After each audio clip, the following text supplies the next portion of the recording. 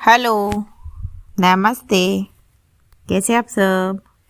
आज की हमारी कहानी है अपशब्द। शुरू करने से पहले please do subscribe my channel. चलिए दोस्तों, कहानी शुरू करते हैं। सुबह का समय। राधा रसोई में काम कर रही है। राधा रोटी बना रही है।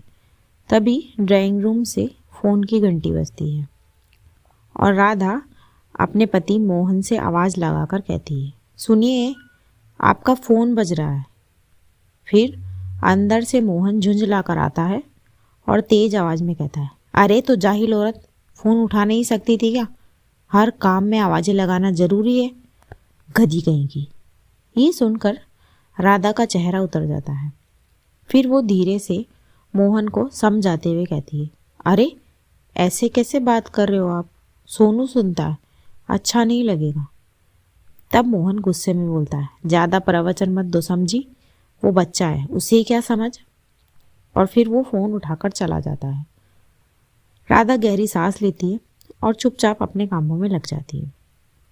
पर राधा का उतरा चेहरा देखकर कुंती जी, राधा की सास, बोलती है, अरे आदमी तो ऐसे ही बोलते हैं, क्या हो गया? तुम भी ज़रा ज़रा सी बातों को तूल देने लगती हो। लेकिन मोहन हमेशा ऐसा ही करता था। वो राधा से ऐसे ही बात करता और राधा उसे हर बार समझाती थी, पर मोहन को कुछ भी समझ नहीं आता। लेकिन जब एक औरत को हर रोज़ जाहिल, निकम्मी, बेकार सुनना पड़े तो वो छोटी छोटी बातें नहीं रहती, जख्म बन जाती हैं। खैर, फिर कुछ दिनों के बाद दोपहर के वक्त सोनू कमरे में खेल रहा है और मोहन सोफे पर बैठा है।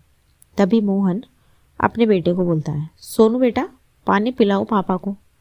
तब सोनू खेलते हुए बोलता है, अरे तो जाहिल आदमी खुद नहीं उठ सकते क्या? मोहन हक्का बक्का रह जाता है। उसे जैसे अपने कानों पर यकीन ही नहीं होता। फिर मोहन गुस्से में कहता है, क्या बोला तूने? ये शब्द कहाँ से सीखे तूने? अपने पिता को गुस्से में देखकर सोनू सहम जाता है और रोने लगता है। उसी वक्त पीछे से सास कुंती जी की आवाज़ आती है, ये क्या सुन रही हूँ मैं? अब बच्चे भी बड़ों को जवाब देने लगे। राधा, सुन ले तेरे बेटे की भाषा, कैसे अपशब्द बोल रहा है ये अपने पिता से। तू ही बिगाड़ रही है इसे, तेरी परवरिश का असर है ये सब। तब राधा रसोई से निकल कर आती है और शांत लेकिन दृढ़ स्वर में बोलती है, नहीं माँ जी, मैंने सोनू को कुछ नहीं सिखाया। वो तो वही बोल रहा है जो वो रोज़ अपने पापा से सुनता है। और एक बात बताइए, इसी तरह की भाषा में जब आपके बेटे मुझसे बात करते हैं तब तो आपको सही लगता है। अब कुंती जी झेपते हुए बोलती, क्या मतलब? तू अब मेरे बेटे को दोष देगी? फिर राधा संयम से जवाब देती है, मैं दोष नहीं दे रही माँ जी, बस सच्चाई बता रही हूँ। बच्चे वो ही बोलते हैं जो घर में सुनते हैं। अगर पिता माँ से अपशब्द बोलेगा तो बच्चा भी यही सीखेगा कि दूसरों से ऐसे बात करना ठीक है। और एक बात कहूँ माँ जी, अपशब्द अपशब्द ही होते हैं, चाहे आदमी बोले या औरत, और वो गलत ही होते हैं। अब कुंती जी चुप हो जाती है। मोहन भी सिर झुकाकर सोच में पड़ जाता है।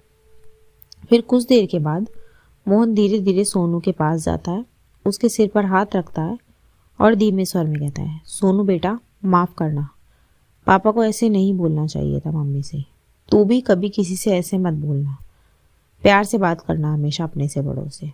फिर सोनू कहता है, ठीक है पापा, अब मैं किसी को बुरा नहीं बोलूँगा। आप भी नहीं बोलोगे ना मम्मी से? मोहन मुस्कुराता है, उसकी आंखों में नमी है और फिर कहता है, नहीं बेटा, अब कभी नहीं बोलूँगा। राधा की आंखों में आंसू हैं पर उनमें सुकून है। कुंती जी भी पीछे से सब देख रही है और उनके चेहरे पर पछतावे की झलक है। फिर रात के समय मोहन राधा से कहता है, राधा, आज समझ आया कि शब्द कितने भारी होता है। मैं तो गुस्से में बोल देता था, पर ये सोचा ही नहीं था कि मेरा बेटा भी वही सब दोहराएगा। तब राधा शांत मुस्कान के साथ जवाब देती है, शब्द बीज की तरह होते हैं मोहन, जैसा बोओगे वैसा ही उगेगा। बच्चे हमारी बोली से ही अपनी दुनिया बनाते हैं।